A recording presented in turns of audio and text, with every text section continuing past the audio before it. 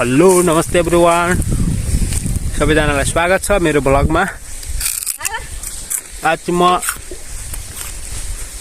शङ्खसेवा जिल्लाको 5 खबर नगरपालिका वार्ड नम्बर 5 मा रहेको खमारमा आएको छु।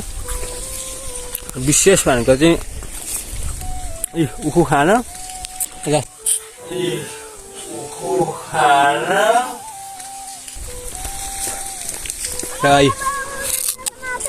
4-5 लाख चाहिँ मैले उखु खाइसकेँ र सहर खाएको पनि म देखाउँछु। सहर बनाउनको लागि सबैभन्दा पहिला चाहिँ यो बगानबाट उखु बगानबाट हामीले उखु ल्याउनु पर्ने हुन्छ। उखुलाई चाहिँ त्यहाँबाट भाँटेर काटेर यस्तो बनाएर ल्याएको हुन्छ र यो उखुलाई चाहिँ हामीले कल भन्छ है। त्यसमा चाहिँ आधुनिक कल पनि हुन्छ र यो गोरुबाट कुदाउने परम्परागत प्रविधिको यो कल हो हैन। यहाँ चाहिँ यसरी हालिन्छ, घान लगाइन्छ। यसरी घान लगाइसके पछाडि गोरुले घुमाउँछ कल। घुमाइसकेपछि यहाँबाट रस उखुको रस झर्छ। त्यहाँ उता पकाउने कार्यक्रम पनि हुँदैछ। सानो भाइले चाहिँ एकदमै यो मेहनती भाइले चाहिँ गोरु घुमाइरहेको छ हैन। अब यो गोरुलाई चाहिँ मैले पनि घुमाउनु पर्ने हुन्छ चट्ट पारेर, हह तारे हह माले हह भनेर मैले पनि घुमाउनु पर्ने हुन्छ। यो उखुको खोइला यति धेरै छ, यहाँ चाहिँ अत्याधिक मात्रामा चाहिँ उखु पेलिसकेको छ, सखर बनाइसकेको छ हैन। अझै पनि बनाउने क्रम जारी भइरहेको छ। यति काम ठगेर खाएर बस्तिरहेको चाहिँ उखु मात्रै खाएर बस्तिरहेको चाहिँ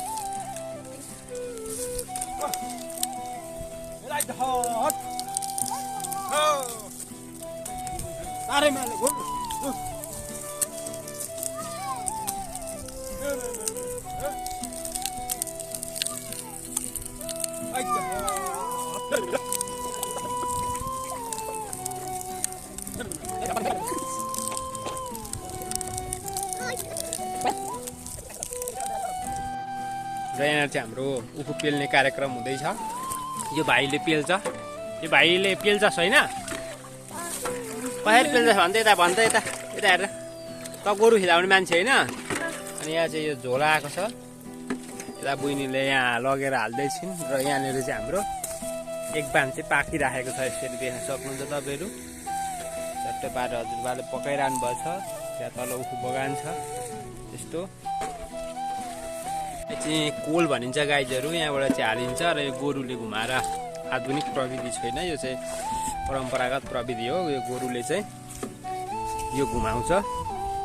यसरी घुमेपछि चाहिँ त्यहाँबाट एकजना घान लाउने मान्छे हुन्छ, यसरी भनेर चाहिँ खेलाउनु पर्ने हुन्छ।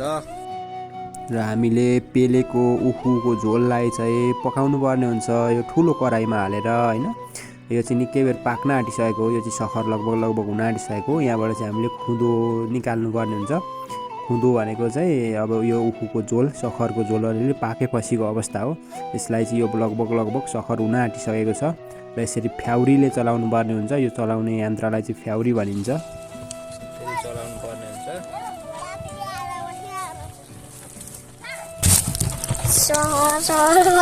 यो के गरेको भन्छ भाइ?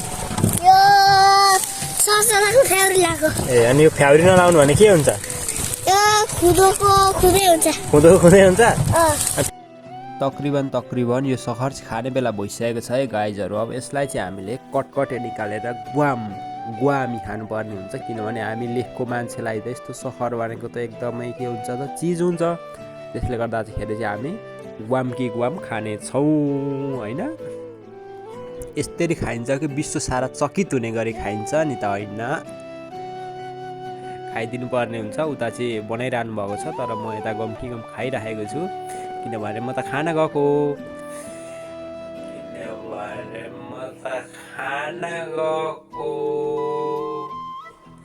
होइन। राम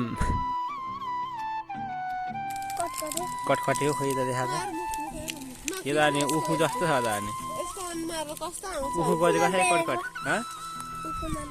उखुमा बेरेको सहर पाक्ने बित्तिकै अघि गइ गाली छैन यहाँ गोरु धपाउन छोडेर हो। खोइलामा बसेर उखुको के खाएको अरे त अलिक साह्रो भएन त कटकटे। ए ल धमाधम पेल्ने कार्य भइरहेछ। यहाँ चाहिँ सखर पाकेर निकाल्ने तर्खरमा हुनुहुन्छ। ल यहाँ चाहिँ धमाधम बोटुकामा हाल्ने कार्यक्रम भइरहेको छ। यही बोटुकाको चाहिँ तपाईँहरूले चट्ट मिलेको लेभल मिलेको सहर पाउन सक्नुहुन्छ। यो बोटुकाबाट निकालिसकेपछि सुरुमा चाहिँ यस्तै बोटुकामा हालेर त्यसको सेप एन्ड साइज निकाल्ने हो। कसरी बन्छ भन्ने जिज्ञासा लागिरहेको छ भने चाहिँ तपाईँहरूले यहाँबाट क्लियर बुझ्न सक्नुहुन्छ।